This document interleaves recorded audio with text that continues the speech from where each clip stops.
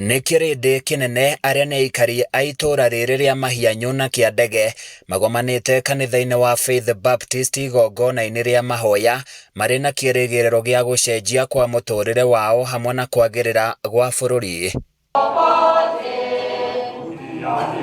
Kũringana na mũtungatĩri Peter Chege augĩte kũgerera ũrata na ndũgũ njega yao gatagatĩ-inĩ kake na atungatĩri kuma bũrũri-inĩ wa Amerika, mũingĩ wa matũũra maya nĩ ũhotete kũgunĩka na tabarĩra ngũrani ta ya gũtambĩrio maĩ matheru, thukuru wa kothi cia moko hamwe na kanitha ĩrĩa ĩkoretwo ĩrĩ ihoero rĩa mwanya kũrĩ aikari a gũkũ.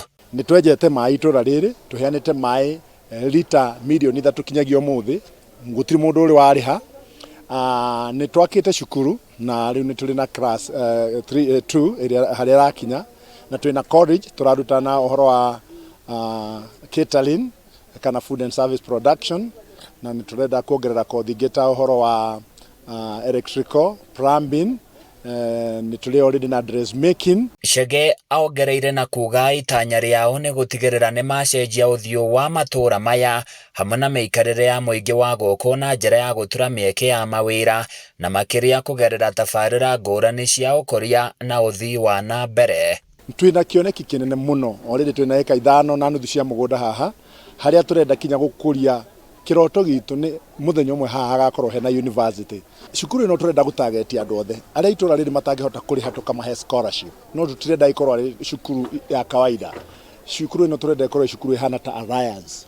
Mũtungatĩri Ray Jones wa kanitha wa Faith Baptist kuma bũrũri-inĩ wa Amerika atarĩirie na kuga matacũkire ikinya rĩa kũhe mũingĩ wa gũkũ maĩ matarĩ na marĩhi kumana na mĩtangĩko ĩrĩa makoretwo makĩgerera kwa ihinda iraihu. And God took one step at a time. God allowed us to dig a well. I think we had to go over 900 feet. I don't know where Pastor Chege had to dig a long ways. And the local ladies brought and fed the workers all week long, every single day. And we were able to get drinkable water. We have storage bins here for them and everything. Mũingĩ na atongoria mwena ũyũ nĩ matũgĩrĩtie mĩhang'o ĩno makiuga marĩ na mwĩhoko wa kũgĩa na moguni na mogarũrũku ma bata. Thukuru ĩno nĩ yakĩtwo gũkenjwo maĩ, ũngĩrora mũrandi ũrĩa ũrathiĩ na mbere nĩ kuonania gũkũ nĩ gũkũra kũrakũra. Handũ-inĩ ya Kameme TV kuma Mahianyu Nyahururu kaunti-inĩ ya Laikipia, niĩ njĩtagwo Francis Mwangi wa wĩra.